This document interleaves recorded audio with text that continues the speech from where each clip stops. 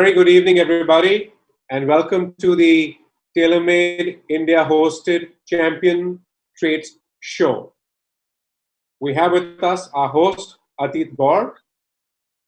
Hi, Shivas. Hi, everyone. And along with Ateet, a galaxy of stars, ex-international test cricketers, professional golfers, and corporate head honchos. One by one, allow me to welcome them. Ajit Agarkar. Hi guys. Hi Shivas. Thanks for having me.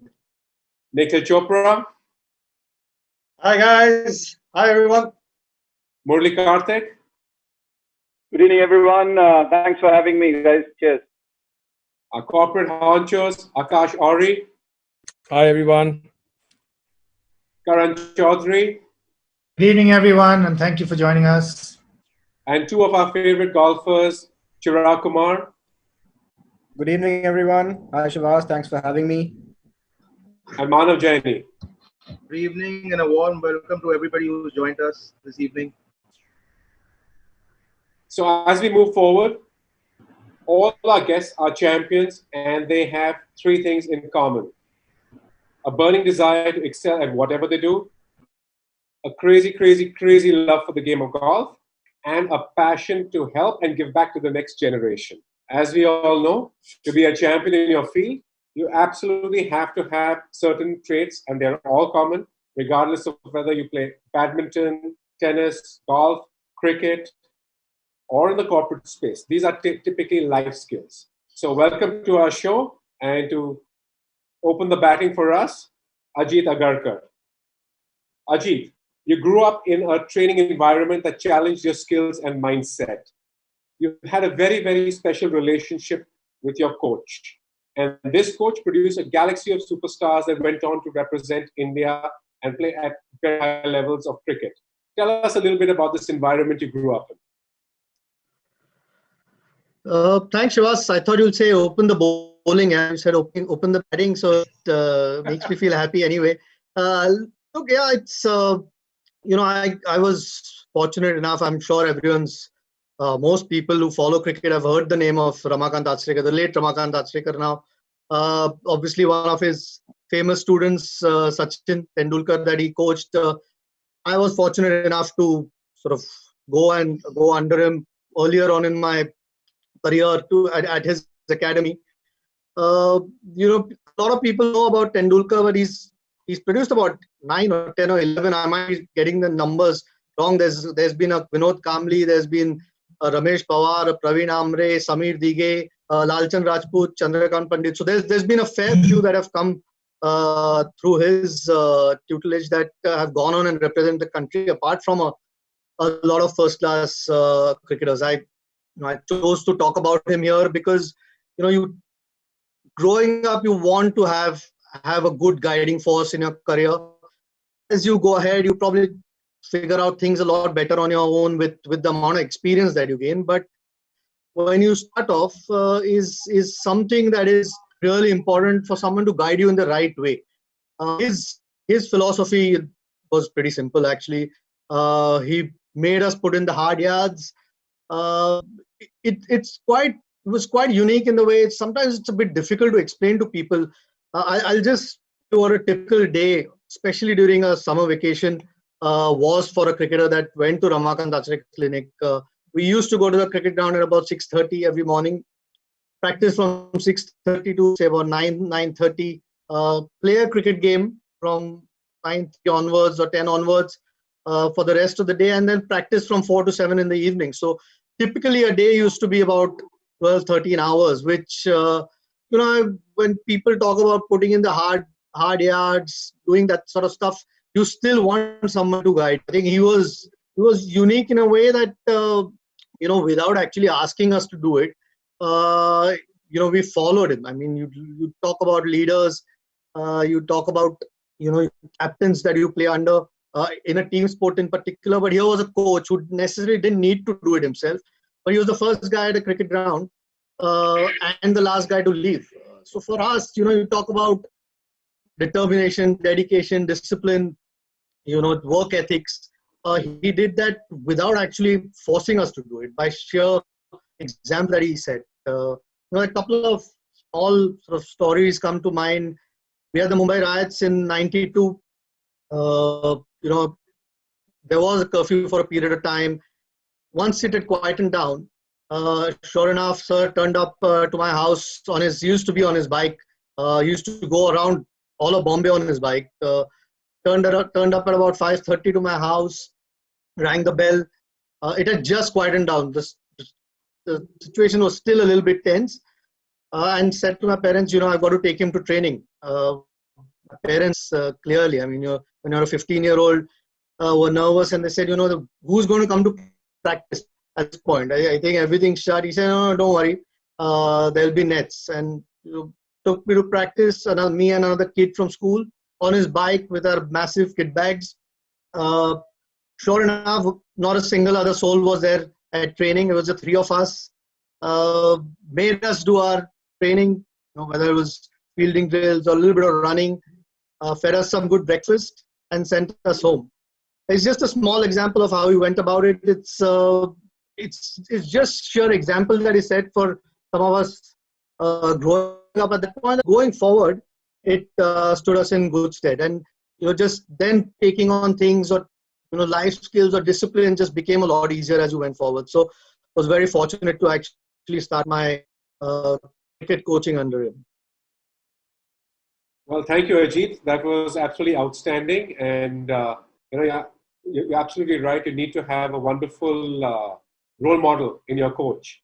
And, the natural progression there, of course, is to take us to my dear friend, Akash Ohri. Akash, you entered the golf industry at a time when golf wasn't considered a business. Neither was it typically run professionally. You are recognized as India's first authentic golf business manager. If you could, please take us and our viewers through some of your early challenges in this space. Thanks, Shivas. So, when you, at that point in time when you actually started, I think very initially, very early in the business, did I realize that golf is an expensive sport and somebody has to pay for it.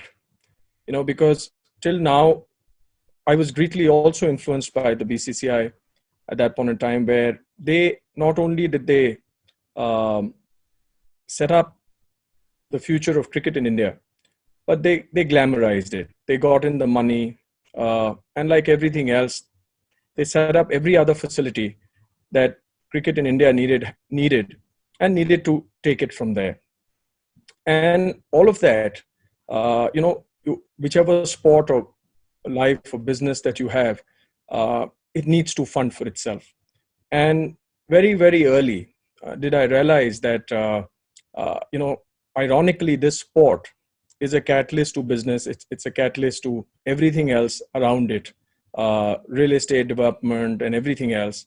But it's always considered a white elephant. It was always considered that golf courses don't make money, and they take too much of land, and there was a certain segment in the government which was always anti this. It's considered to be an elite sport, and so on and so forth. So you were up against everything which probably could be negative for promoting the sport.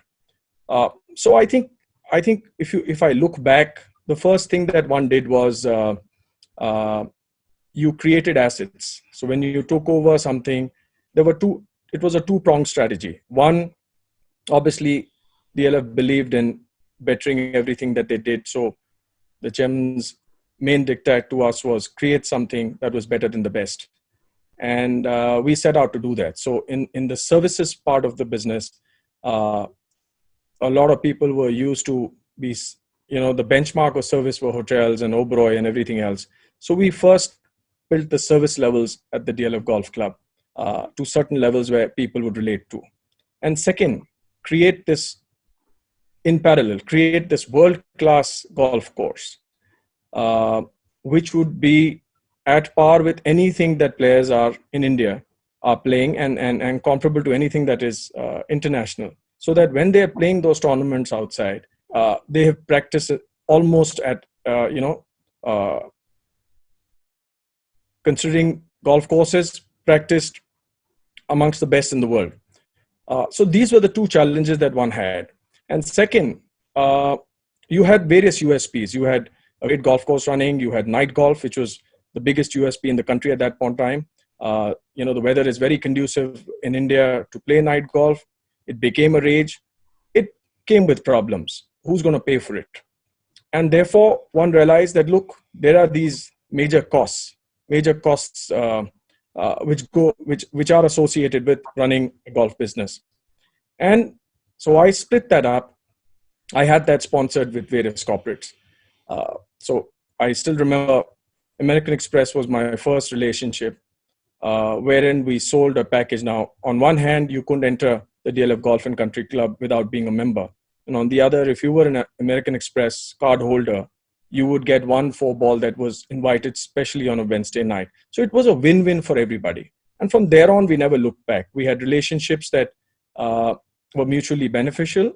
And the golf course started to turn around. The organization felt, well, it is worth investing more in the golf course. And therefore, we moved on. We signed up some players. Players started to come and endorse the facility. They started to train here. And one thing led to the other. So basically, what happened is that I think within the country, people started to look at the golf business differently. We had tie-ups with all the major equipment players. We had tie-up with anybody who was a supplier, who was in turf management. So what we did was we set out, and I had a meeting with most of them. And I said, look, if we have to promote this sport, somebody has to take the lead.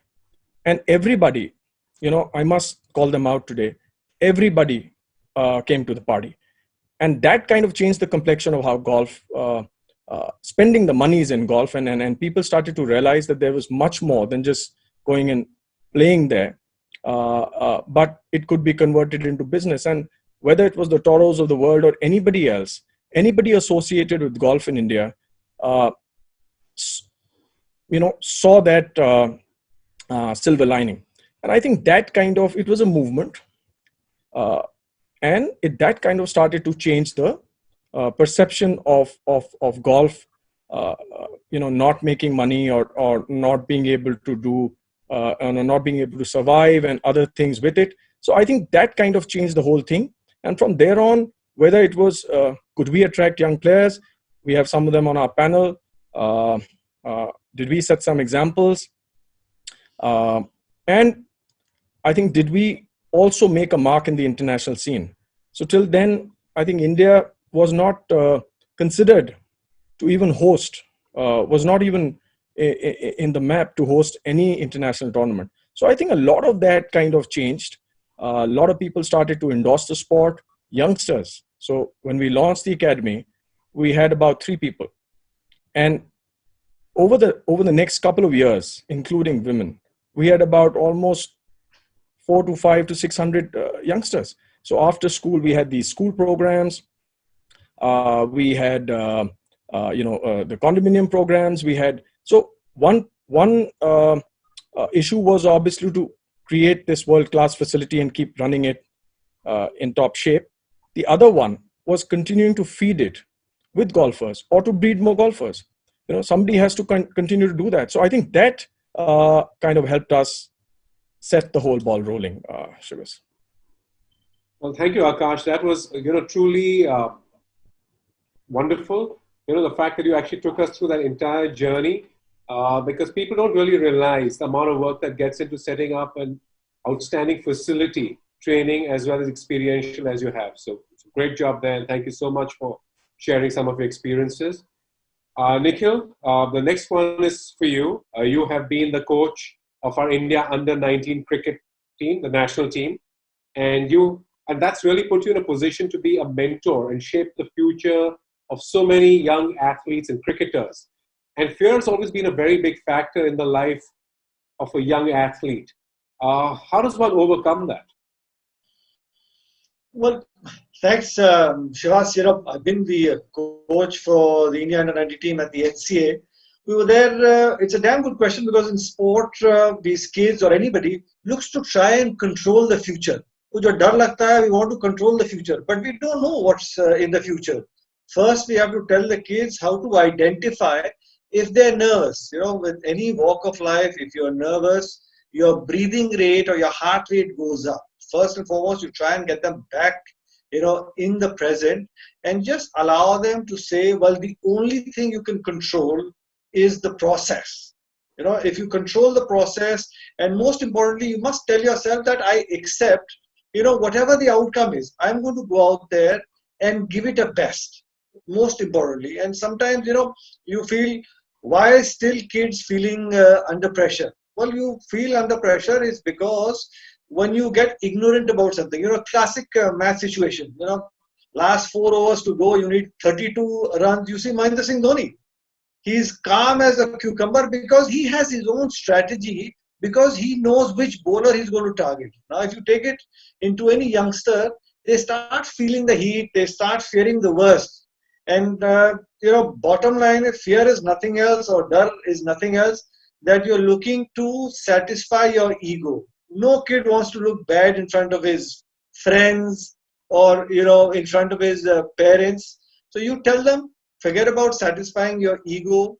Just go out there and give it your best shot. I think that's the most important thing. Somewhere, down the line, fear comes in from how you've been brought up as well. So you need to spend a lot of time with the kids. We are, subconsciously or not knowingly sometimes tell the kids, कि सो जाओ उधर भूत है, trying to get them to sleep. So from a very young age, we need to try and inculcate positivity. Tell them, it's okay to fail sometimes. You have to go out there and give it your best. When you're looking to play with 100% commitment and say, well, I'm going to play to win, and not try and play to win with a little fear of losing. You don't want security. It's okay. Sometimes, winning and losing are both parts of the same coin. So you just need to keep imbibing that confidence in youngsters. That 2-minute, 3-minute pep talk with these young kids is phenomenal. And I'm sure that must happen in the corporate world as well. Well, certain targets are given to them. They must be feeling the heat with sweaty palms as well. Thank you, Nikhil. That's something that, what you shared is very, very important for any young athlete to understand. Fear, planning, pressure, preparation. And Ateet, that brings me to you. You're in the corporate space. You're constantly having to deal with targets, goals, being a team leader, revenue. How does this aspect stitch in together for you? Thank you, Shivas. As Nikhil said rightly, that every field you work, whether it's a sport or corporate, pressure, fear is part of life.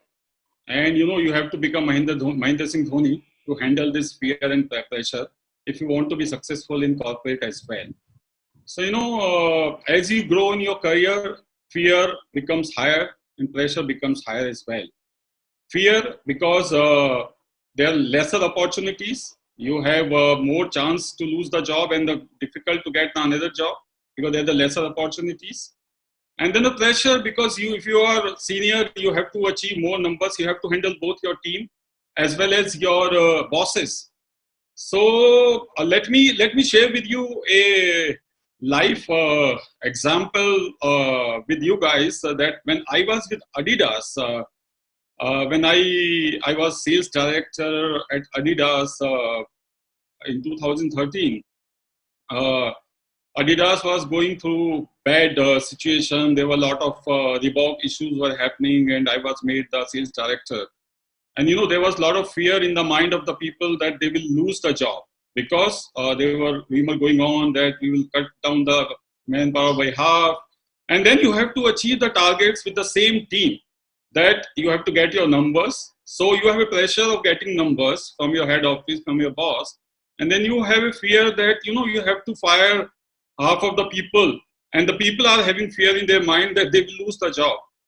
And the worst was with me that my boss wanted to fire 3-4 people from my team. And according to me, those people were the stars. They were performing well and they were giving me numbers. So it was a very, very difficult situation for me at that time. And, you know, so the trades you are talking about, and at that time, I tried to use some of the trades which I think all the corporates, honcho like Akash, Karan, they are sitting here, they have. So the most important thing I thought to have with them, that I have to be cool and calm, like Dhoni. So at that time, I kept myself very cool. I never showed any anger to anybody, because if I do that, then my team will realize that, you know, something wrong is happening. And the second important thing was taking team along, the team building, the trust part. You know, you have to create a trust with the team that, no, you are not going to lose your job. Don't worry. These all are rumors. I'm there. Till there, I'm there. You are not going to lose your job.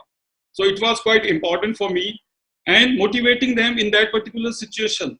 And finally, we need to achieve those targets, and those targets can be achieved by, you have to lead by the example. When they are failed, they are not getting orders from the retail partners, they are not getting orders from your wholesale business partner, then you have to go yourself and you have to get it.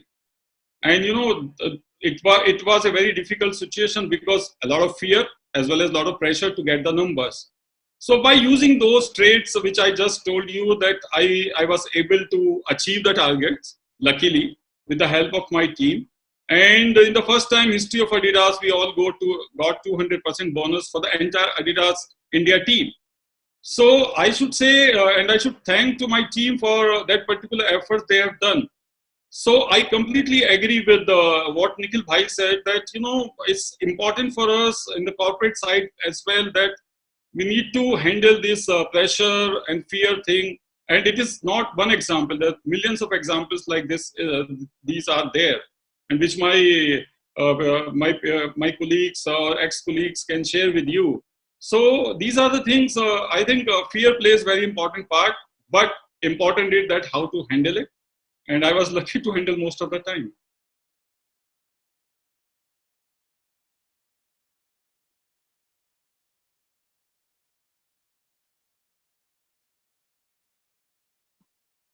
Wonderful, Ateet. Thank you so much. You know, I've been myself closely associated with you and the Adidas group for a while.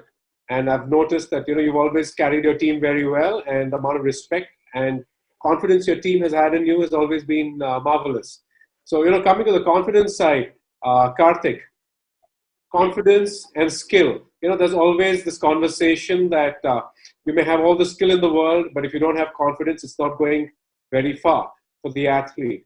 So, you know, putting together that player that has skill and confidence makes him a very, very formidable individual. Tell us about your take on that. Hi, Shivas. So I think it's an interesting one. Since you mentioned confidence, I'll add another word to it. Apart from skill, I think it's more about mental tenacity. I think it's that mental fortitude which carries you forth. And the reason why I say that is, obviously, skill is very important. In any sport, you need to be armed with skill. If you're not armed with skill, then you're not setting out to do what you're setting out to. But at the end of the day, if you don't have the mental tenacity, the mental gumption, then I think that skill doesn't work. And the reason why I say that is, there are two real good golfers, and I've got two of my teammates here. If you're bowling the last over and there's a certain kind of delivery which has to be bowled, which is my skill or Ajit's skill or Nikhil's skill, but if there is no mental tenacity to get through with it, I think half the time you fail. So is the case with golf as well. You must have parted 6-footers a million times, and you're going to get it a million times. But the thing is that under pressure, it's that mental fortitude which actually takes you through. And the reason why I also say that is that every sport is littered and replete with examples of guys who are not possibly as skillful. So that's why I feel mental fortitude and mental tenacity plays a huge role. Confidence comes with all this, but I feel mental tenacity takes you a long way. Simple examples. Shivnarayan Chanderpaul in cricket was not somebody who was seen as this attractive or a flamboyant player, but his mental toughness is something which nobody has. Anil Kumble, for example, was always earmarked as somebody who couldn't spin the ball, but he's India's highest wicket taker. And for me, one simple mantra which I take with me and I will take with me for life is something which Alvin Kalicharan, the great West Indian left-hander, told me once in 1996, if I may be allowed to narrate this small incident. I was part of Bishan Singh Bedi's team, along with Rahul Sangvi, who was another former India player, and Angad Bedi, who happened to be Bishan Bedi's son, who's now become an actor. So we were playing against this team where Mr. Alvin Kalicharan was also playing. He was 55 years old then. So the three left-arm spinners bowled to him. And finally, I managed to get him out. And with Bishan Bedi, what happens is that once you finish a game, you have to quickly get dressed and interact with the opposition. So once we came back, Mr. Bedi introduced the three spinners and said, these are the young bowlers who bowled to you, and this is the young man who got you out. And one thing which he said at that point of time, I can never ever forget.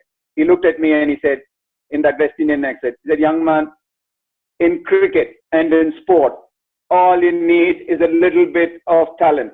And he looked at it this way, and he spread his arms and he said, a life full of heart. All you need is heart. So for me, that stayed with me for the rest of my life, because that heart is what carries you forth. Skill is there. Everybody is skillful.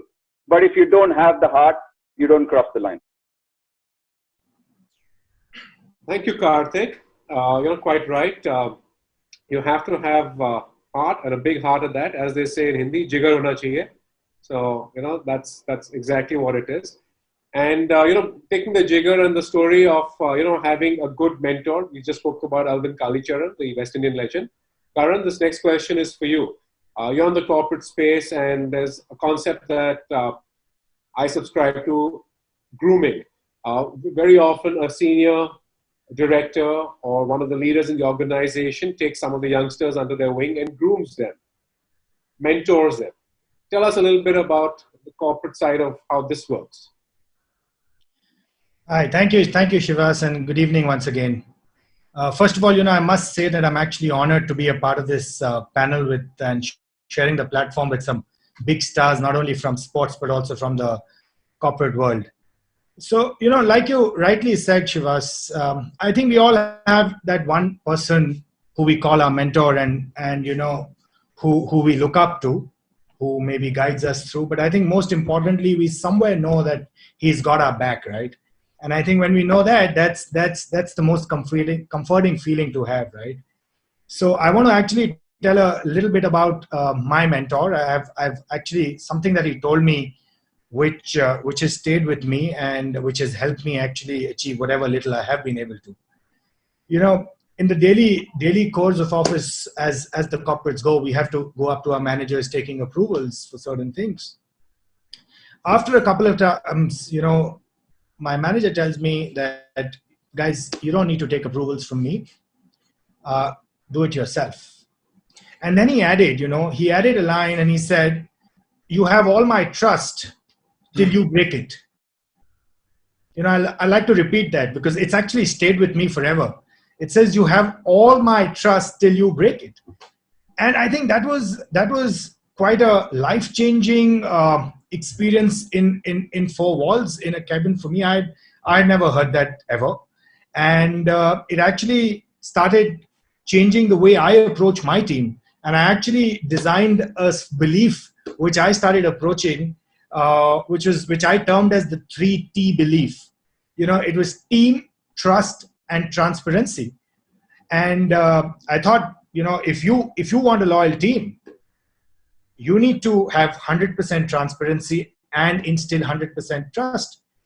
And I think when I was able to do that, I had a mentee. I had my first mentee, and I became a mentor. And I think it was actually clear from our discussion that it was the trust and transparency which was very, very laid down in our relationship, which actually got us together to a certain level. So I think the role of my mentor and mentors that play in the corporate world, I personally feel that trust and transparency are the two strongest pillars, not only for corporates, but I'm sure for the sportsmen also. And I'd like to end by saying that I've actually removed the word confidential in my dictionary with my team. So if I know something, I believe they ought to know it. And it's their responsibility to actually, keep it confidential if they want to. Thank you. Well, thank you, Karan. You just used three words: team, trust, and transparency. And that's critical and inherent to any good relationship. And speaking of relationships, my good friend Manav Jaini is renowned for his strong relationships, something that I believe is a natural gift he has.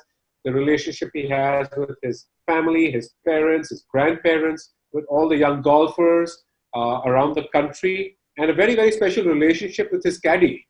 Manav, I want you to tell our viewers a little bit about that special relationship. It's outlasted most marriages, as far as I know. Good evening to everybody. I'd just like to say, while growing up, I was lucky to see my great grandfather for the last few years of his life, and they were not the easiest for my grandfather or my father. And I saw how well they looked after him. So somewhere at a foundation level, that was where that relationship was set in my, heart or mind. And I realized in life that no matter what you do, I think it holds true across the board, whether you are playing a sport or whether you're into business or just in general in human relations. I think likability takes you a lot further than just being somebody who's on his own and, aloof. I've been lucky to have friends in the golfing fraternity, in the corporate fraternity, who span all different age groups. I mean, if I can, take the liberty of calling a 94-year-old man my friend, who I meet regularly at the club. So I've been blessed in that matter. And of course, like you spoke about my caddy, I think I've had him on my back for the longest time. I don't even remember. I can't even put a date on it. But the fact is, it's the trust and the transparency that Karan mentioned, picking up from what Karan said. From the minute I reach the golf club, he has my car keys to my wallet. Till the time I leave the club, he's by my side. And he's not only just a caddy for me, it's not an employer-employee relationship so much so as it is something that somebody who's got my back. I know that I can count on him if I need him for anything else apart from just being out there on the golf course. He might be my employee, but I still feel he has my back to a large extent. So, having become friends with Karan of late, I have realized that, these are the traits that matter in every sphere in life. It's not only true just for golf. So I think we are lucky that we are in a golfing fraternity where we can mingle with people from different backgrounds, and I have been fairly lucky that some of them have decided to be friends of mine. Well, thank you, Manav. That's indeed a wonderful insight to share with our viewers, some of whom are young golfers, young sports people, some of the parents as well. And that brings me to one of my favorite topics, which I'm going to direct this question at Chiragh. In the journey of every athlete, the parents play a huge part. It's an acknowledged fact that it takes a lot of moving parts and a lot of sacrifice from parents to build an athlete, to instill the right values, to be there and not be there. And you're also a parent now yourself, Chiragh. So tell us about this unique relationship between an athlete and his parent, and then, of course, an athlete and their child. And obviously, we'd love to know more about that. Shivas, that's a great question, and thank you for putting this question across to me. I hope I can do justice to explain and to lay the importance down of how important it actually is for a parent to shape a kid's life. And since we're talking specifically about golf here and my career, how important my parents' role has been in shaping my career. From the very start, since I was a junior, my parents have been very involved with my golf and my career, and they obviously always wanted me to do well. But the one thing that they instilled in me was that you go to the golf course, you do your work, you come back. I was probably one of those kids that spent the least amount of time at the golf course, and by all means, I'm making up for it now because I spend a lot of time there now, hanging out with my friends. But it's really important for parents to lay that foundation, with their kids, that they go there, they do their job, and even when they see you going through your ups and downs, they're always there. They've always been there for me. My parents were very, very clear that I have to finish my education. They were always very supportive of my golf, but at the same time, they didn't put too much pressure on me to go out there and perform. And I mean, I can. There's one story that comes to my mind. I had gone in 2000 representing India to the Asia Pacific Juniors, and at that time I was just like 16, 17 years old, playing for India. I think for the third or fourth time, and obviously very nervous. And I was playing really well. So I went and I shot 2 great rounds, and on the third round I was in the leader group, and all of a sudden I don't know what happened, and I just kind of blew it all up. And I remember I was so sad, and I was literally crying, and then I just went into one corner and I stood there. And at that time my parents were traveling with me because they wanted to be there for me. And I remember my mom came to me, and I was sobbing and sobbing and sobbing, and she said that, look, it's done. You can't do anything about it. Go out there and prove your worth tomorrow. One round doesn't take anything away from you. And, so that's the kind of strength that they were my pillars of strength growing up. And I still remember last year I went to Sarawak after 19 years and I was playing at a different golf course. But I made sure I went to that golf course where I had played that tournament, and I clicked a photograph of that very clubhouse where I was standing, and I sent it to my parents and I said, you remember this? So, it was pretty special for me to have that bond there. And I mean, even now, like when I'm out playing a tournament, my dad's probably the first one who sends me a message after I finished the round, even before I submitted my scorecard, telling me that, either I played a good round or what happened on that hole, and just out of pure concern. But never have they ever pushed me. So I mean, the instance that I narrated earlier, it's one of those things where when we were juniors, we used to actually see a lot of parents slapping their kids, or like giving them a hard time if they didn't play well. And I don't know if it still happens or not, but there was that set of parents, and then there was my set of parents who never really pushed me, but they told me that, look, you want to go out there and you want to play, you better make sure that you give it your all. So I mean, I think it's so important for parents to be there and as pillars of strength for their kids, and inculcate the right values at an early age. And that I think goes through at every stage in life. Your friends, your family, when you get married, your wife. If your wife's not there as a pillar of strength for you, it's going to be hard for you to sort of play well. So yeah, I mean, it's amazing that I've had these solid relationships with my parents and my wife, and I've had their support. Well, thank you, Chiragh. And you mentioned something, very interesting. As any young athlete, you spend a lot of time growing up at, the place where you train, and that becomes your happy place, your home away, literally from home. And, tell us a little bit about one of your funny stories with our good friend Manav, because you guys are childhood buddies and have played enough golf and possibly roomed together as well. Yeah, absolutely. So, I mean, Manav and me go back a long way. In fact, we know each other before we started playing golf. We actually used to play tennis together before we started playing golf. And, our friendship goes all the way 2 generations, because his grandparents and my grandparents were friends, and our parents were friends, and now we are friends. And so, coming back to the story, I remember when we were still kids and growing up, we both were very, very passionate about, taking on some of the pros at the golf club.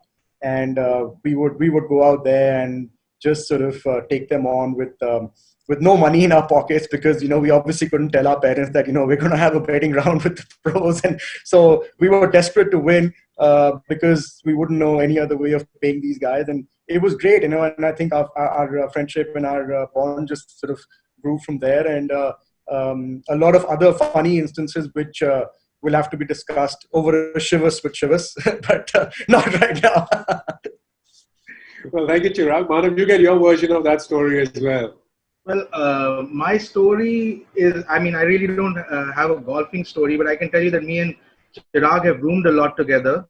And Chiragh is one of the best roommates you can find, because he, like me, can sleep through anything. So that makes life a lot easier. But he's probably one of the most disciplined guys you'll find on tour, and I am the complete opposite. I mean, I don't want to elaborate much on that. So me and him have an equation where he gets up at 4 o'clock, and we generally have a tee off time together around round 1, round 2. And he's getting ready with his yoga, with his stretches, meditation. And I'm like, once you're done with all this and you're ready to go for a shower, just wake me up so that I'm ready to go for a shower once you're out. So, I mean, we've roomed together, and some of the stories on the tour I'll join you with Chiragh for that drink to discuss those. Well, I'll be glad to, host that Shivas with Shivas. But, talking of roommates, I know Nikhil and Ajit have roomed together on a tour or 2 or 3.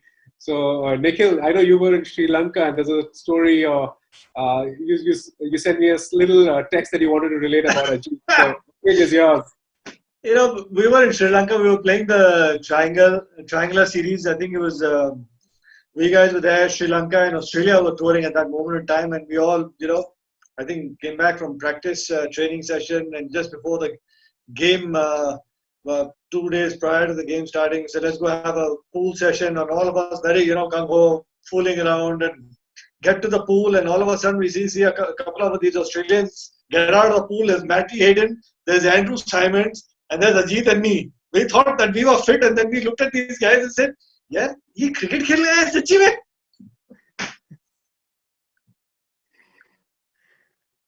Well, fantastic, Nikhil. But Ajit, you've got to have your version on rooming with Nikhil as well.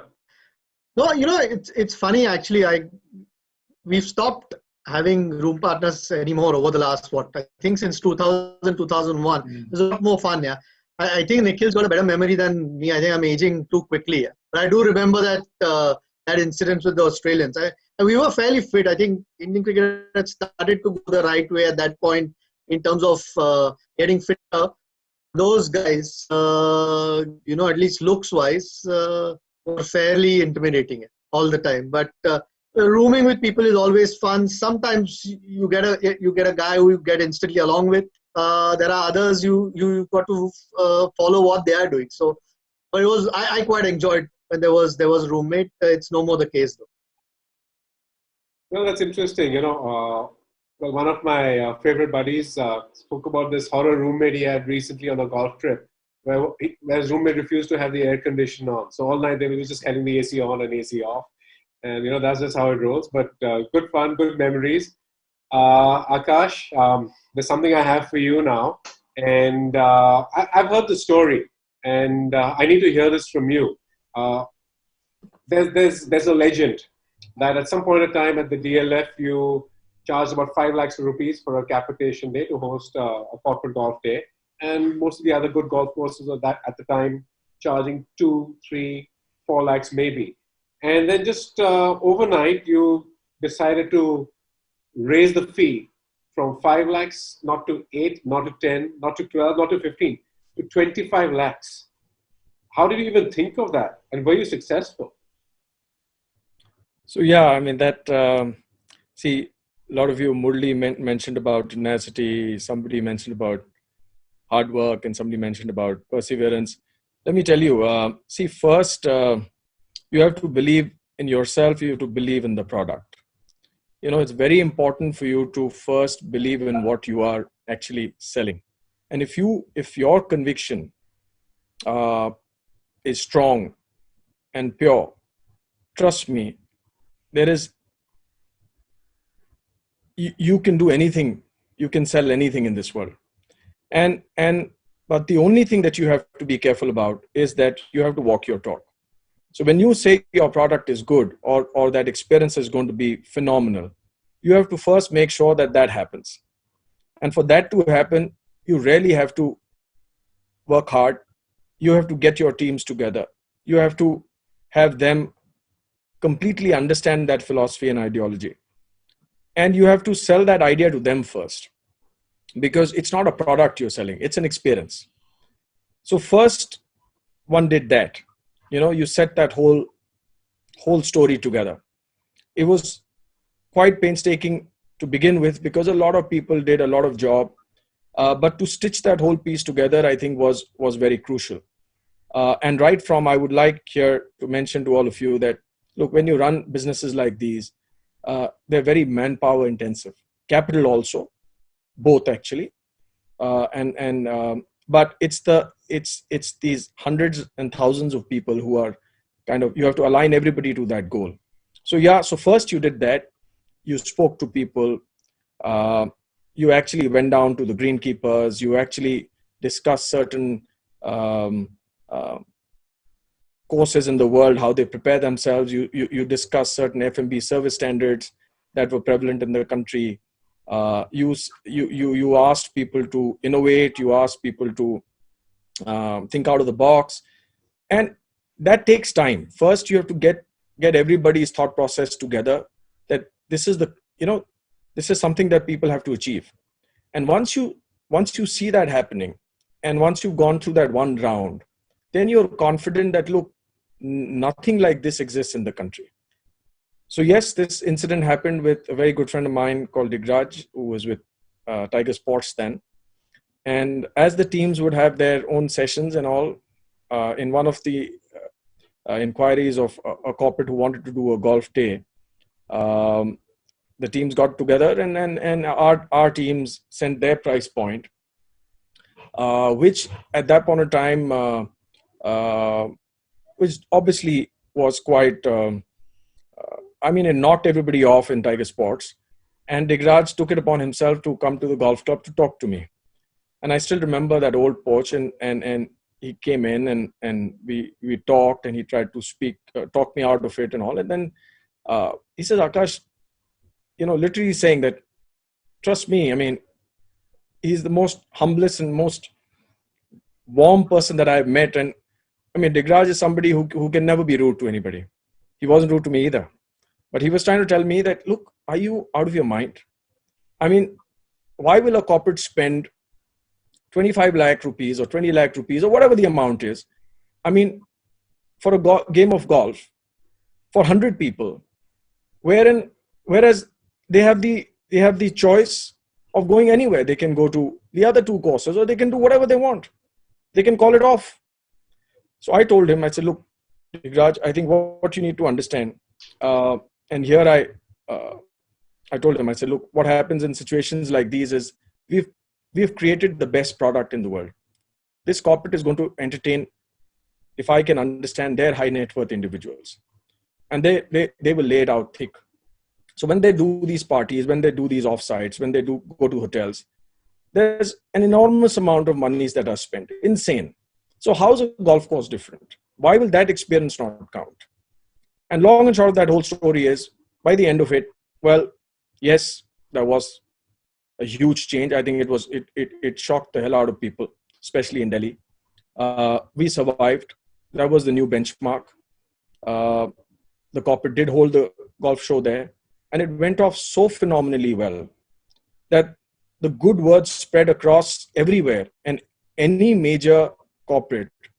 But I think that day or that experience was the defining moment, at least for the DLF Golf Club, where you were, that transition when you become,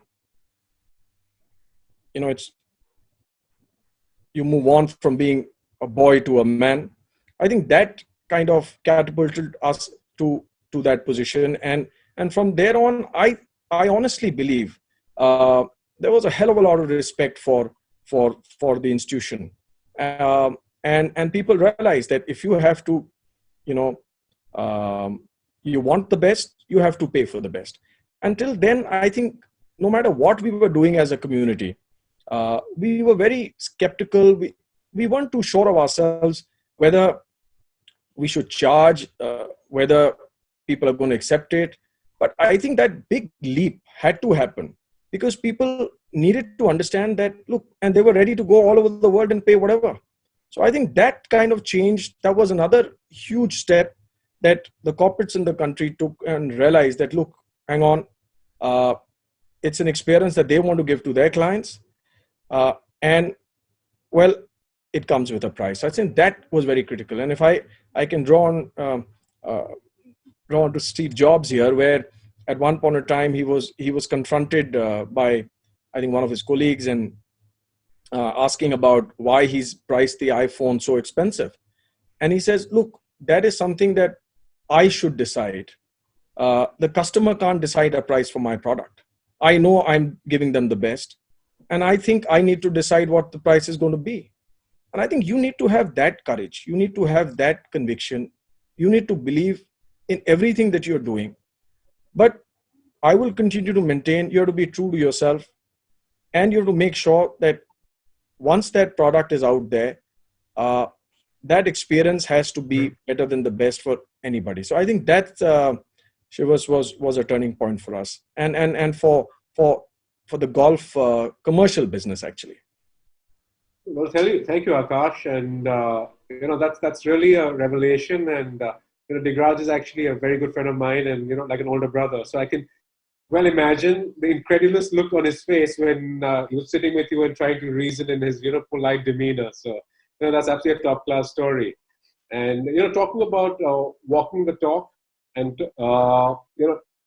Kartik, I must come to you because there is a question that I have for you, because success with it has its own blessings and curse as a sports person. There's a word called arrogance that actually typically gets into the mix. So tell us, in your opinion, in the journey of an athlete, a blessing or a curse, arrogance versus humility, how does this all pan out? Before I answer that question, Shivas, I need to say that once I saw you for the first time, I really thought that you were Digraj's long-lost brother somewhere. So you do look a bit like him. You do resemble him. So first things first. Now look, it's arrogance and humility. Humility is something which shouldn't be a facade for me. That's exactly what I've always believed. There are lots of people who feel humble, who seem humble, but actually aren't humble. So humility is something which you are, not something which you wear, has always been my belief. And see, in the life of a professional athlete, I actually feel that a bit of arrogance and a bit of cockiness always helps. And the reason why I say that is, as long as it doesn't tip a point, that cockiness or arrogance actually fuels his desire, fuels his passion. You need to have a bit about yourself to actually get that job done. So I actually like a bit of arrogance and cockiness, as long as he doesn't act like a goose. So I actually feel over here, your upbringing makes a huge difference. What your guru or what your coach has taught you makes a huge difference. And again, what you learn from your own life experiences makes a huge difference, because you can make out from a certain demeanor that this person is actually humble, is always going to be humble. And there are certain people who act like absolute chops. So that is something which is going to happen in any sport. And I'm pretty sure that people sitting with me, Chiragh and Manav, Ajit and Nikhil, we've all seen the kind of players who wear that kind of cockiness, which actually fuels them. You cross the white line, you cross the yellow line for us in the field. There are guys who are very different, but off the field, they are completely different. You cannot make out that this was the same guy who was what he was over there. So I actually like a bit of cockiness. It's just that it shouldn't tip.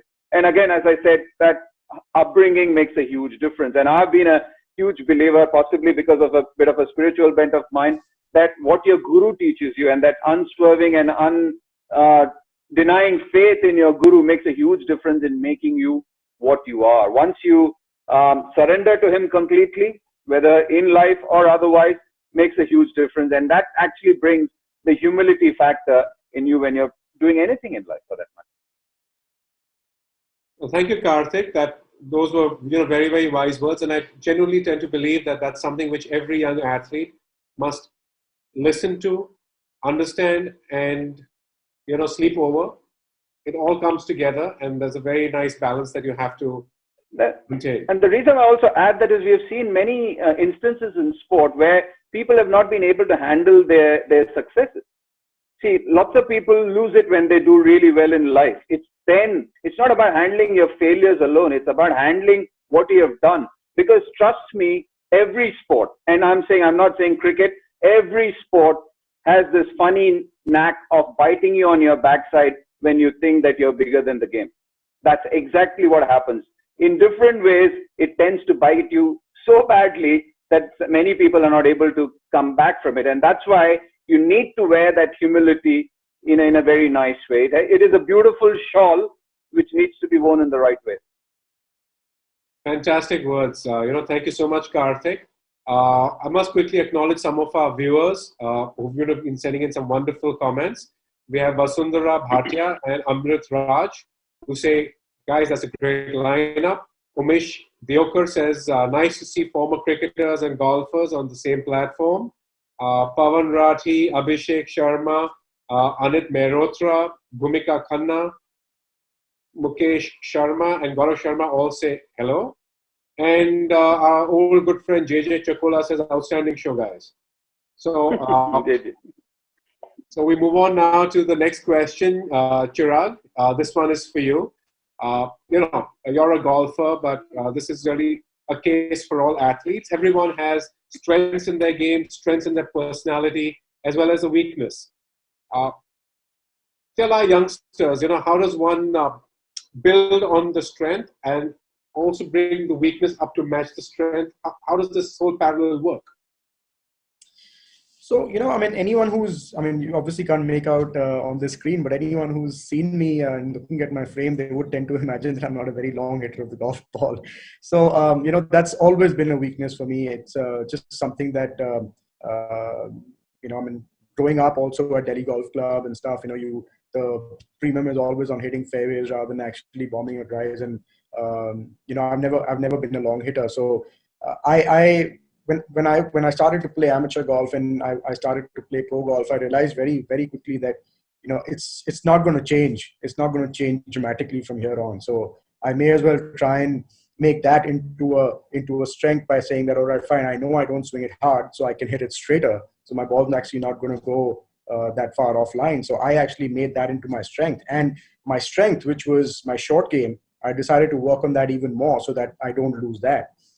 Having said that, it's not that I stopped working on my weakness. I'm still trying to explore avenues where I can gain yardage. Of course, Ateet and TaylorMade has been very helpful in giving the new drivers out and stuff, which always feel that you've added a few yards. And but having said that, I'm still working on my fitness. I've been with TaylorMade now for a long time, but even though I get equipment, I still make sure that I go to a fitting center and try and hit those 1 or 2 extra yards. So I'm still working on it. I don't know whether I'm ever going to get there and ever going to start hitting it a little further, but I don't know. So yeah, I'm still working on that. But yeah, I think my advice, if that's what you're looking for the youngsters, is that if you've got a strength, keep building on that, but don't stop working on your weaknesses. And that's the way to go.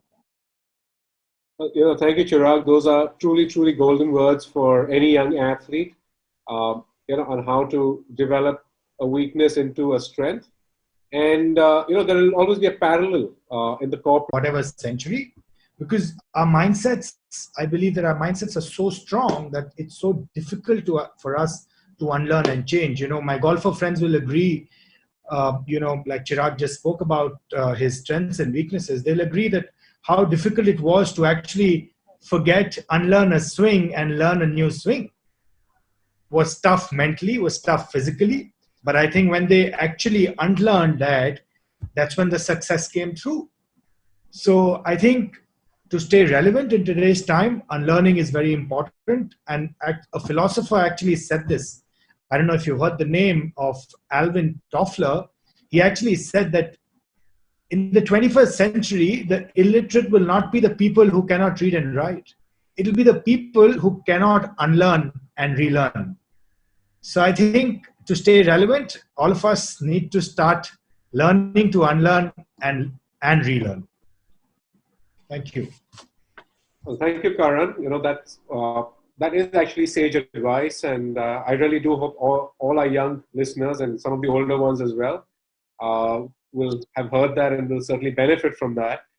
Ateet, with all the learning, unlearning, relearning, adaptability, evolution comes commitment and responsibility with the job that you have and committing 100% to doing that. Sacrifices as well. And, you and I are good friends, and I realize and I understand significant parts of your life where a lot of sacrifices have been made by the family and by you yourself. Tell us a little bit about that. Thank you, Shivas. I think, first of all, I want to say for the youngsters who are watching it, that it's a great learning. The sports stars and corporate guys, we all are talking about the traits which is required to become a champion. And the way the people are telling their stories, I think is immense, and it's going to help them. This unlearning story of Karan, what he said, is true. To learn something new, you have to unlearn what you have done before.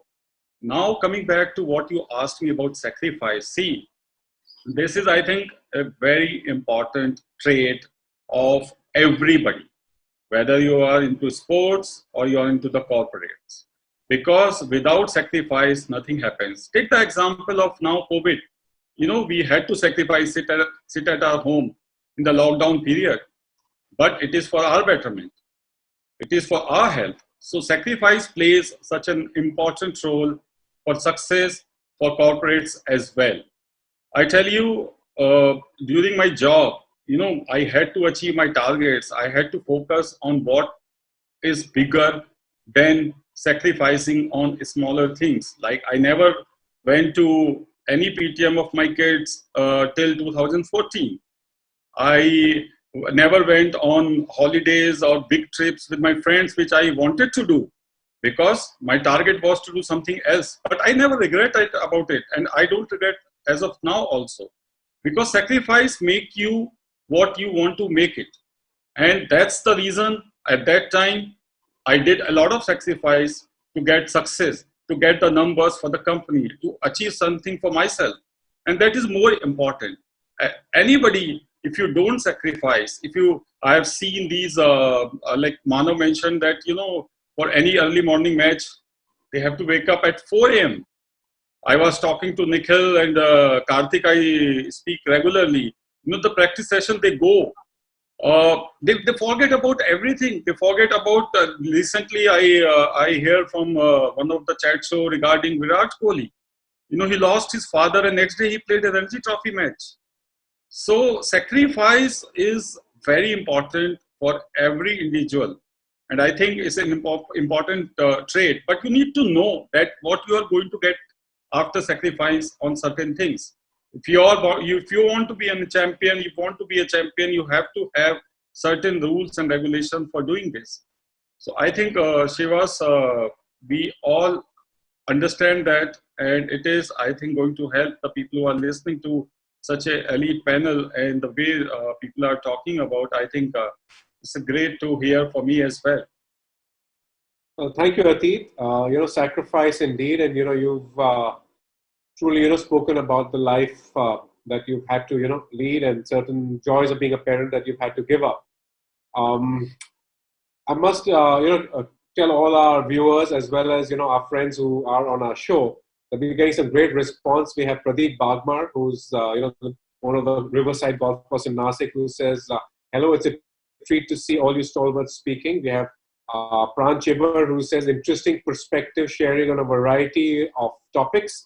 Enjoying it very much." And we have Prathmesh Mishra, who says, "Good reflection from the panelists." So guys, let's keep our viewers engaged, and we move on to our next question.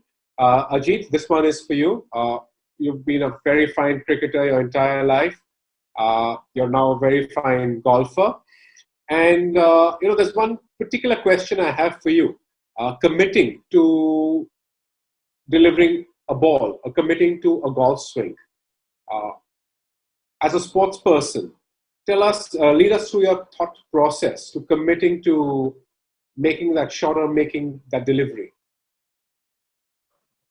Sure, I think fine golfer, you've been very kind. I'm trying to be a golfer. So I can assure you though, I pull my hair out on a golf course more than I've ever done on a cricket field. Which, look, it's two different sport. Obviously here, in an individual sport which we've never played throughout our lives, personally speaking, it's a lot different. What do when you talk about committing to a ball, I think a lot of people will tell you, try and stay in the present. We were always taught, you worry about the ball that you're about to bowl at the moment.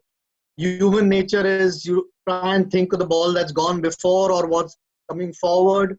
The really great players tend to do that on a consistent basis. That's why they are great. And rest of us, are good enough to do it on occasions. That's the one thing to try and learn from a very young age, that try and stay in the moment. It's much easier said than done. But if you train that way, it naturally sometimes the instincts take over and you try and do that a lot easier. I think I found that with golf a lot more. I'll give you an example. I think a few years back, I just started playing golf. For 13 or 14 when I actually took to golf. 2015, me and my partner won the WCGC tournament in Bangalore, and we went to the World Finals in Portugal. Unbelievable experience for someone like me who'd not played a lot of golf. There were 35 two-man teams, from 35 countries. So we were supposed to tee off. On the first tee, they had someone announcing the names. As it turned out, it was an Englishman who was announcing the guys who were teeing off for the 4 balls that were going, and he recognized me. So he announced that former Test player or XYZ is about to tee off, and I'm telling you, I've bowled the first ball for India in a game in the old Kolkata Stadium at Eden Gardens with 100,000 people. And I had nerves, which are good, but it was nothing to what I felt on that while trying to hit that ball on that first tee with just 50 people around. And those were families of players who had a lot of the European players who were there. Their families who had traveled there. I was nervous as hell. It hooked the ball left. My partner said to me, why don't you hit another one? Just in case we don't find it. I said, hell with it. I want to get off this first tee, man. And it was such a different experience. And although it was early on when I was trying to learn golf, it taught me something. You still try and stay in the moment. I was more worried about trying and going and playing the next shot. Or fortunately, I found the ball. Didn't do much on that hole, but it taught me another lesson. Cricket, I was taught all my life to not worry about the outcome. Just try and worry and try and stay in the moment as much as you can.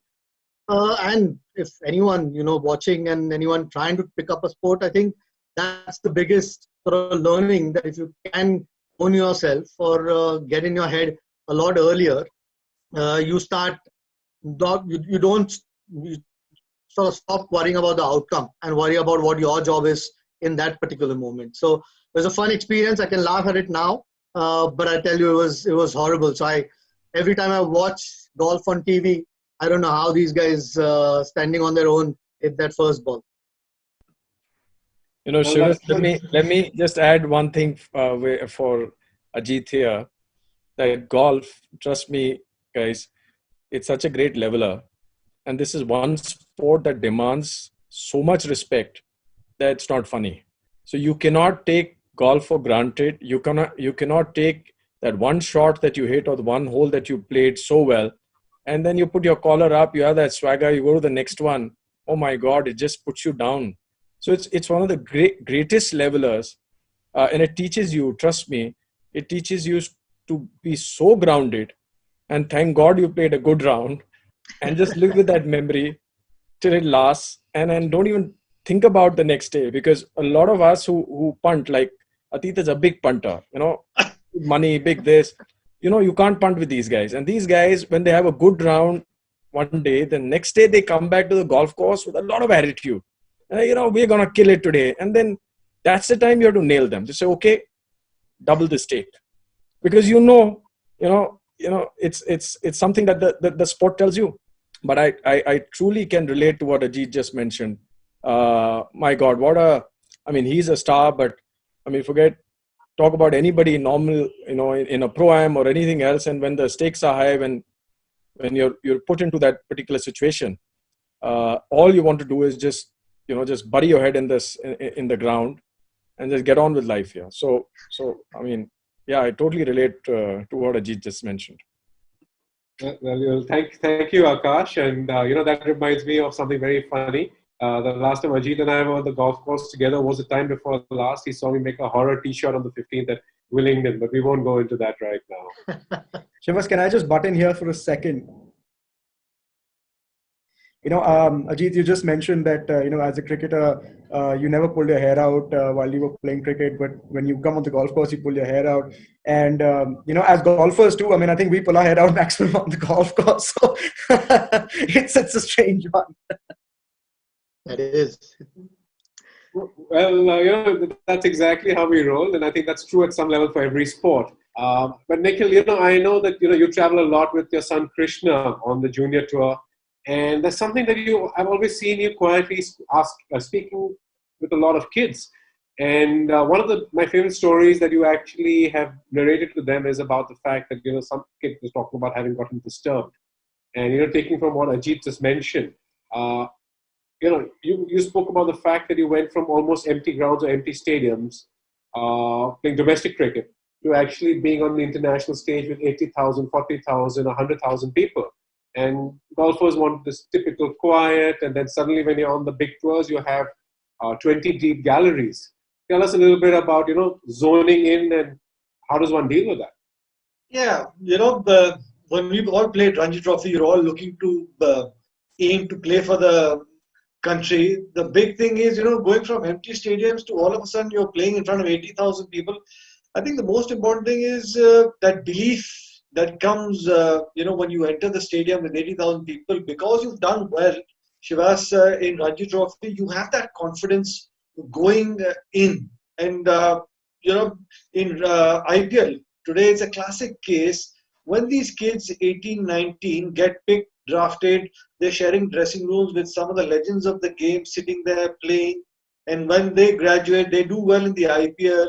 And then when they graduate to play for India, they've already got accustomed to the large crowds. जब आप इतनी भीड़ में perform कर रहे हो, भीड़ में आप बैठे हो अपने स्टार्स के साथ, तो आदी हो जाते हो. Then you only enter the ground सिर्फ एक सोच के साथ कि मैंने परफॉर्म करना, मैंने अपना बेस्ट जाके देना है.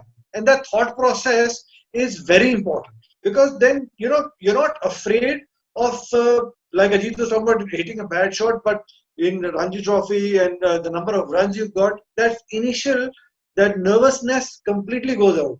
एक वो कोट है बहुत बढ़िया, वो मेरे को हमेशा याद आती है, जब हौसला बना ही लिया है ऊंची उड़ान का, तो फिर क्या ना अपना कद आसमान का. Thank you, Nikhil. That's very, very true and, very well spoken. Manav? I think we've kind of lost Manav for the moment, but in the meantime, let me quickly make a mention of some of our audience who, Akshay Ravi says, superb topics of discussion. Nikhil, he has a question for you. Can I request you to answer that for him, please? He says, we do see a lot of good players, talented, passionate, wise, but maybe not wise mindset-wise. How do we ensure a good training for the mindset? See, it's very important how hard you work, because, there are a lot of cricketers, there are lots of academies, there are a lot of skills that are looked by coaches that you look to imbibe.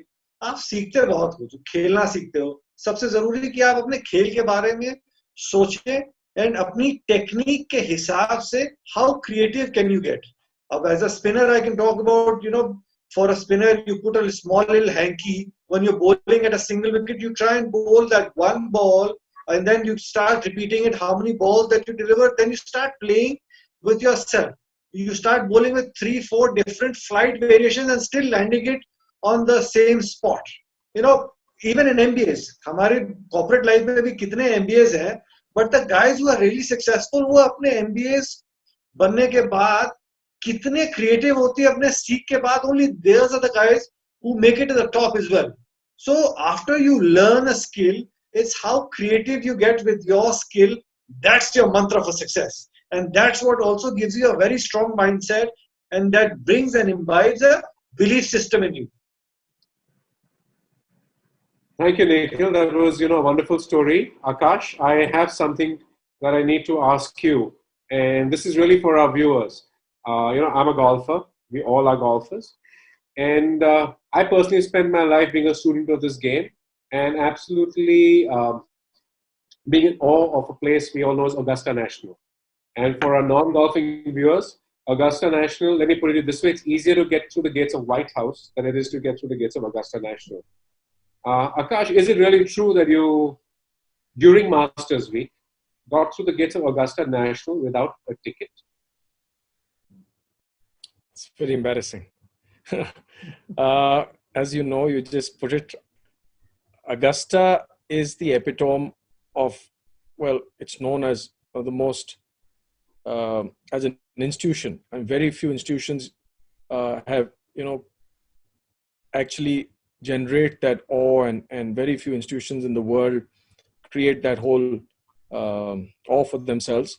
Augusta is one of them, where, well, whether you're a golfer or a non-golfer or a spectator, when you go there, you have to understand one thing, that there's a certain discipline. Once you enter those gates, there's a certain way that you have to conduct yourself. There's a discipline to how you kind of maneuver yourself into that. You have to behave yourself. It's like all those boarding schools where you're always worried that somebody's going to come and kind of whack you for something that you've done wrong. So that's one place that, when as a golfer, especially as a golfer, when you go there, you need to be absolutely prim and proper and everything else. So yes, I was invited by Gary Player, and so we had breakfast in the morning, and then we kind of drove in his car.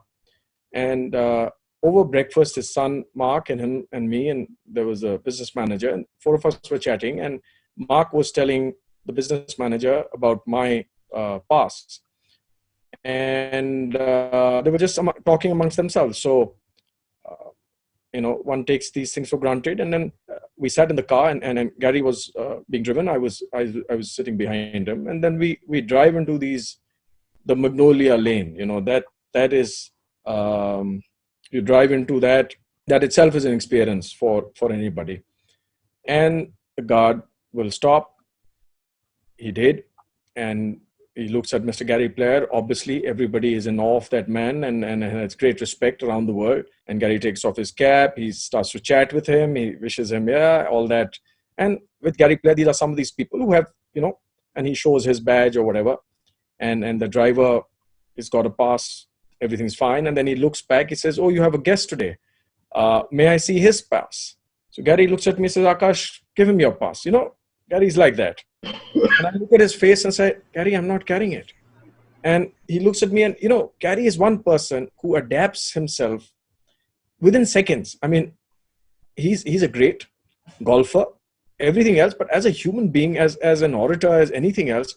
And within, I think it was a split second that he looks at that guy and says, "You know what? Don't worry. I'll have it sent to you, my friend." He reads his name on the badge and says, "Don't worry. I'll have it sent to you." And he says, "Mr. Player," he says, "don't worry. I'll have it sent to you. And it's on me." And something else he muttered to him. And that guy, I mean, they just kind of, there were two of them, burly looking guys. And, that is probably the first time that something like that would have ever happened in Augusta. I can guarantee you that, because Augusta is like a fort during, especially the tournament time. And, I just felt so embarrassed and everything else with it. So, I mean, we drove in. He took me to the clubhouse where the players' lounge, where you were, that is for any golfer. You're already in awe of the Augusta, and then you're thrown into this place where you have Tiger Woods sitting with you, and literally in that room, they're having breakfast. Somebody's going in, going out just before the tournament, and you're like, "My God, where am I? This can't be. This is absolutely surreal." And so this was when you had this 9-hole play before the main tournament starts, and then of course after this everybody goes to this course, and Gary tells me that, "Look, now you're on your own. Go ahead, don't worry about it." And then somebody calls me, looks for me or whatever, gives me my pass. Just when I was leaving that picket fence of the main club. Believe you me, guys, I had probably gone maybe 100 meters into where everybody was. And this guy comes out of nowhere. And he looks at me and says, "May I see your pass?" So, situations like these where, and then you look back and say, "My God, what have you done?" You have to be a little more responsible than that. But I think that's an experience, but it talks a lot about an institution like that. But yeah, when you look back, it's quite hilarious. But believe you me, those moments were terrifying, But yeah, required an experience. Thank you. Thanks, Akash. It takes a lot to terrify you, and well, if it had to happen, it was at Augusta National. So that's a fun story for our viewers. Quick question for my friend Chiragh. Tell us a little bit about what's in your golf bag. Well, the TaylorMade Sim Max 9.5 driver, Sim 3 wood, an M2 5 wood, P760 irons. The only club which I don't have of TaylorMade is a putter, so I'm through and through TaylorMade. Thank you, Chiragh. I'm sure there were a lot of our viewers who wanted to know about that. Manav, tell us about the favorite club in your golf bag. My favorite club is a putter and happens to be the TaylorMade Spider, and it's helped me make some money while I'm playing some betting games on the golf course and when I've played some pro tournaments. So yeah, it's definitely one of my rusty clubs that I have for a long time. Well, can I ask you what color is the Spider? I've got the reddish maroon color, which was fairly new a couple of years ago. It was the rage. Fantastic, fantastic. I hope you'll be making some money from Chiragh, and I'll make sure I don't play with you when you have that putter. Tell us, Kartik, there's a very fun story about a golf game that you were privy to between a certain Sir Gary Sobers and a certain little master, Sunil Gavaskar.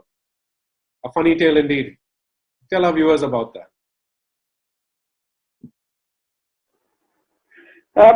The reason why I was privy to it is because it came from one little master himself. Because in the com box nowadays, there are a couple of golfers, and there is one certain gentleman called Sanjay Manjrekar who completely hates the game. So every time we speak about golf, and he literally hates it. And Sunny Bhai is not a great fan of the game either, because he never liked it. He always says that, look, I am used to making some tough hundreds. I have literally had to play 5-6 hours to make 100, but on a golf course, I do it within 2 or 3 holes. So that's why I don't like this game. So the funny moment we're talking about right now is, it dates back a long time, and as I said, it comes from Sunny Gavaskar himself. They were playing a World 11 game, and where the greatest of them all, Sir Garfield Sobers, was also playing. And in the morning, while he was leaving for the round, he was supposed to have played with a few other gentlemen like Barry Richards, and so he saw Sunny Gavaskar there, and he asked Sunny Gavaskar to call them, whoever was supposed to be part of the 4-ball, and I think many of them backed out. So in the process, Sunny Bhai was taken to the golf course, and he told Sir Gary that, look, I don't know how to play the game. I have no clothes. I have no shoes. He says, don't worry. You come with me and I'll take care of it. So he goes to the golf course with him, and he says, I started hitting, and obviously everything was going down, and he was going from one place to another. He's never played the sport. So after a few holes, there is suddenly a tap on his shoulder. And Sunny Gavaskar says this is the best ever sledge he received in his life, because nobody sledged him. None of the West Indian bowlers, because he was such a wonderful batsman that I don't think any bowler sledged him. He says, this is the best sledge I've ever got in my life. Sir Gary tapping him on his shoulder and saying, son, in this sport, you're allowed to hit the ball in the air. So I think it was too funny, because everything was going down, just like his batting, everything was going down, and Sir Gary said, son, in this sport, you're allowed to hit the ball in the air. Well, that's truly a funny story. For some of us who have played BPGC, there's a fun story that, Sir Gary, about 25 years ago, was a guest at the BPGC, and he had hurt his knees, and he wanted to play. So I actually had the honor of driving him around for a round of golf at BPGC in a Jeep. We had no buggies back then. So, yeah, that's my favorite story about Sir Gary as well. He was one, since we have got cricketers here as well, he said this. He said, if I'm reborn, I'll be reborn as a golfer, because he finds it the best sport on the planet. I'm pretty sure Nikhil and Ajit say that as well. Well, that's indeed a fantastic story, I'm sure he's not the first, and he certainly won't be the last. Okay, Ateet, I have a fun question for you. Bit of a rapid fire. You have two top former tailor-made athletes who played on the LPGA. Who's your favorite, Paula Creamer or Natalie Gulbis? Shivas, why are you putting me in such a big trouble?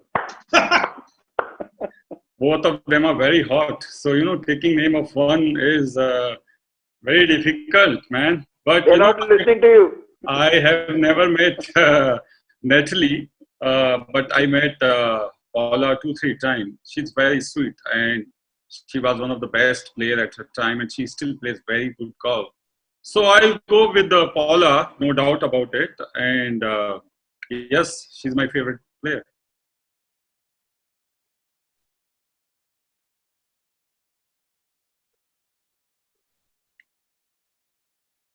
Fantastic, Ateet.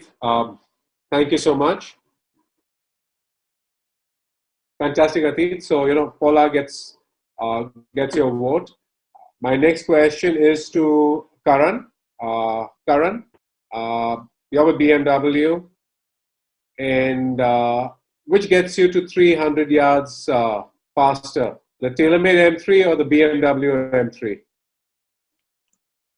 I think if I had to choose one, I'd actually choose none, and I'll go with 350 yards with the new sim. But I think the faster will be the M3, but my choice still is with TaylorMade. Politically correct answer.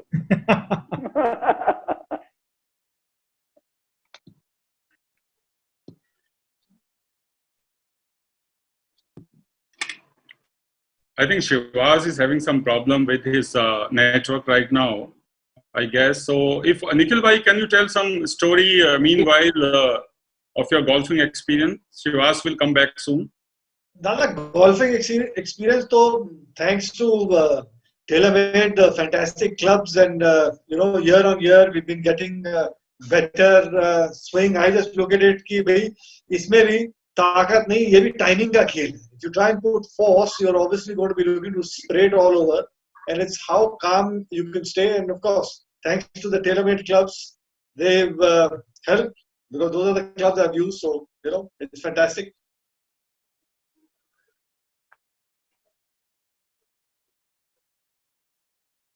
I think Shivas is still having the problem with his network. Can I ask Ateet a question?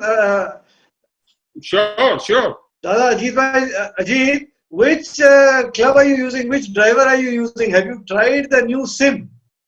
And I'll ask you why I'm asking you later once after your answer. I am. So I have a M4 in my bag right now. I did hit the sim, which is the demo club.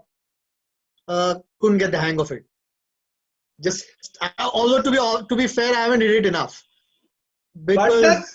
Partner, it will be a perfect fit because all your life you've got that cricket ball to shape away, and the sim is all about shape and motion. Oh, is it? I'll use anything that goes straight.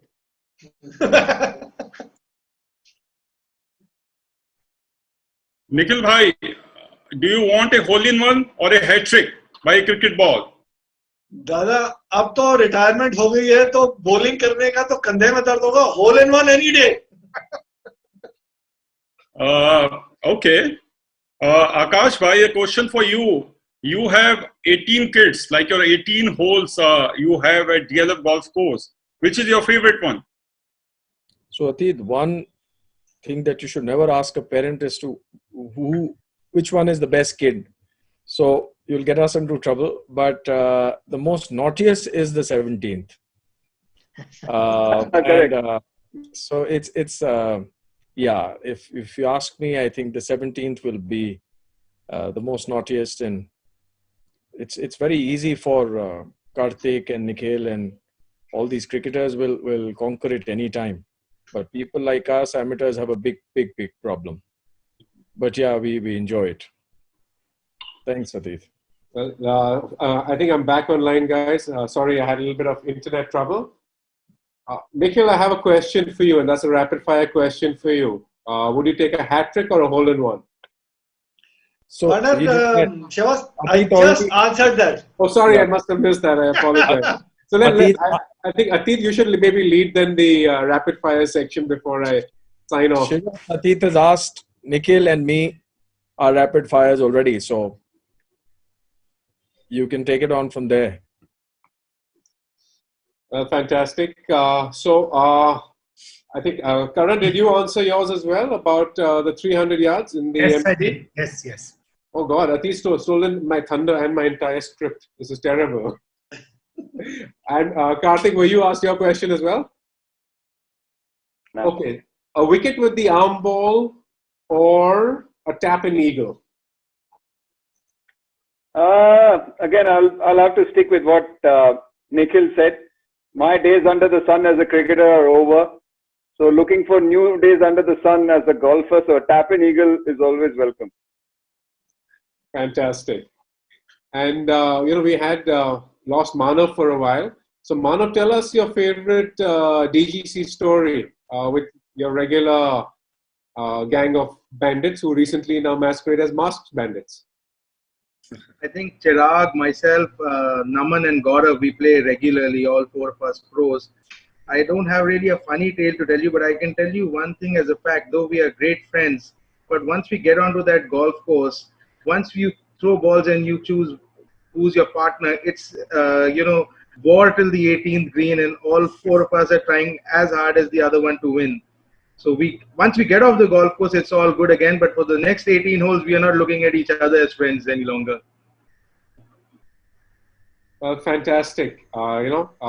Thanks so much. And, on this very happy note, I think, we should all thank our viewers. We've, had a wonderful turnout. We've had some wonderful feedback. A big thank you and a shout out to Ateet to having hosted us today, having got us all here. Our international cricketing friends who are now, earning their suntan on the golf course. Nikhil Chopra, Ajit Agarkar, Murali Kartik, our friends from the corporate side, Akash, Ohri and Karan Chaudhari, and my golfing friends, Manav Jaini and Chiragh Kumar. Thank you ever so much for joining us today. And hopefully this will be the first of our many wonderful shows where we can, educate and share our experiences with the next generation. We have another fun event lined up for next Sunday, and we look forward to seeing you again. So thanks again for tuning in from TaylorMade Champion Traits. Thank you very much, and enjoy your Sunday evening. Thank you. Thank you. Thank you. Thank you. Bye.